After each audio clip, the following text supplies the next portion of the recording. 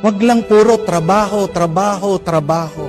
Bigyan mo naman ng oras yung sarili mo. If you enjoy your life, you will have the energy. Amen? People should eat and drink and enjoy the fruits of their labor because these are the gifts from God. Kumain ka, magpahinga ka, uminom ka, magsaya ka.